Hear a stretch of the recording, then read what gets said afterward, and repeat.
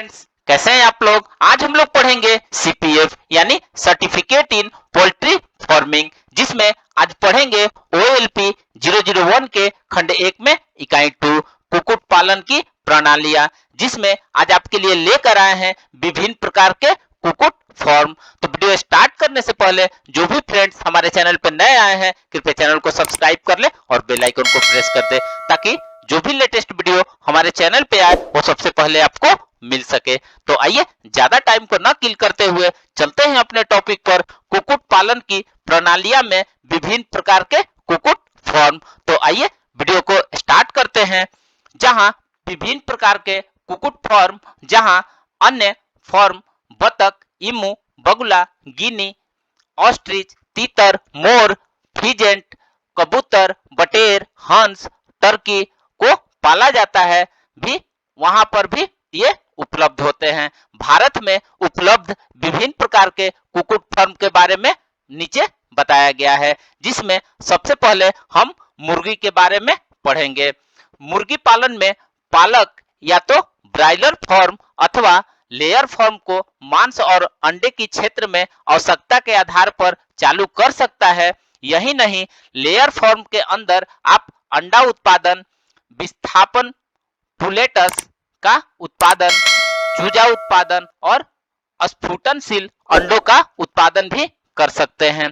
पोषक मूल्य के अतिरिक्त अंडे के आसंजक, प्रिंटर की स्याही, शैम्पू, साबुन, वर्निश और टीको आदि का निर्माण में अनेक औद्योगिक उपयोग भी है। अंडे के कवचों का उपयोग पशुओं और पक्षियों के लिए खनिज चारे के रूप में किया जाता है। पंखों का उपयोग विभिन्न प्रकार के वस्तुओं जैसे कुशन, गद्दा, तकिया आदि बनाने में किया जाता है। ब्रायलर और लेयर के लिए उपलब्ध एक दिन के व्यवसायिक संकर चूजे निम्न हैं। ब्रायलर्स अनेक 2000 हर्बर्ड, हाइब्रोरोस, गब्रो, सेवर स्टारबो 260 और बेनकोव आदि इत्यादि होते हैं। लेयर्स बीवी 300, बीबी 320, बोवन व्हाइट्स, डेकलैब, HH 260 और किस्टोन सेवर, स्टार क्रॉस आदि होते हैं। आइए अब बत्तख के बारे में पढ़ते हैं। बत्तख देश में अंडा उत्पादन में मुर्गी के बाद दूसरे स्थान पे है, क्योंकि इनको मुख्यतः अंडे और मांस के लिए पाला जाता है। बत्तख उत्पादन मुख्य रूप से पूर्वी और दक्षिणी राज्यों जैसे असम, मणिपुर, त्रिपुरा और पश्चिम बंगाल में होता है। इसके बाद आंध्र प्रदेश, बिहार, कश्मीर, कर्नाटक, केरल, उड़ीसा, तमिलनाडु और उत्तर प्रदेश आते हैं। बत्तख पालन निम्नलिखित लाभों के कारण अधिक प्रचलित है, जैसे कि तालाबों और जलाशयों की उपलब्धता। मुर्गियां दलदली आर्द्र क्षेत्रों में नहीं पल पाती है, तो बत्तख पालन के लिए आदर्श होते हैं। तालों और तालाबों के अतिरिक्त ये जल संभर क्षेत्र बत्तख के प्राकृतिक भोजन के रूप में शैवाल, केचुए, कवक, कीट, छोटी मछलियां, घोंघे, जलीय खरपतवार आदि प्रदान करते हैं और दाने की लागत को कम करते हैं। बत्तख प्रचुर मात्रा में अंडे देती है। देसी नस्लें भी अधिक रोग प्रतिरोधकता के साथ वर्ष में लगभग 160 से 180 अंडे दे सकती हैं। बत्तख के दाना खाते समय अपने बीट यानी मल से मृदा को भी समृद्ध करती है। बत्तख के अंडे मुर्गी के अंडे से 15 से 20 ग्राम अधिक भारी होते हैं। प्रबंधन में कम देखरेख और ध्यान देने की आवश्यकता होती है। बत्तख रोगों के लिए अपेक्षाकृत अधिक प्रतिरोधी होती है।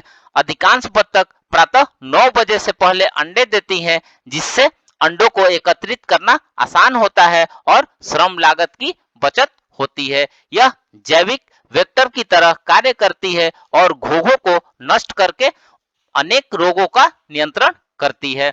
मिश्रित खेती प्रणाली जैसे बत्तख और मछली पालन के लिए उपयुक्त होता है। आइए नेक्स्ट देखते हैं ईमू। ईमू कुक्कुट प्रजातियों के व्यवसायिक उपयोग में शामिल किया गया है। एक अन्य नवीनतम पक्षी है जिसके पालन का ऑस्ट्रिच की तरह ही दायरा है। ईमू दूसरा सबसे बड़ा पक्षी है और ऑस्ट्रेलिया का निवासी है, जहां बड़ी संख्या में ईमू को वैज्ञानिक रूप से प्रतिबंधित फर्मों में उनकी चर्बी पंख, मांस और खाल के लिए पाला जाता है। वयस्क ईमू का शरीर लगभग वजन में 40 से 50 किलोग्राम होता है और उनकी ऊंचाई 1.7 मीटर होती है। इसके अंडे का वजन 0.7 से 1 किलोग्राम तक होता है। इनका मांस स्वादिष्ट होता है और पंखों को अंतर्राष्ट्रीय बाजार में अत्यधिक मांग है। ईमू 40 वर्ष तक प्रजनन कर सकता है और यह 18 माह की औसत आयु में लैंगिक परिपक्वता प्राप्त कर लेता है और अंडे की उष्मायन अवधि 52 दिन है। एक वयस्क ईमू लगभग 3 किलोग्राम दाना खाता है। 12 माह की वध की आयु में इसका मांस उत्पादन 25 किलोग्राम होता है। ईमू का तेल एक प्राकृतिक उत्पाद है और इसका उपयोग पेशियों और जोड़ों के दर्द के उपचार में किया जाता है। ईमू के तेल से बने सौंदर्य और शारीरिक देखभाल के उत्पादन भी अब बाजार में उपलब्ध है। बेहतर वेधन क्षमता के कारण ईमू का तेल तेजी से अवशोषित हो जाता है।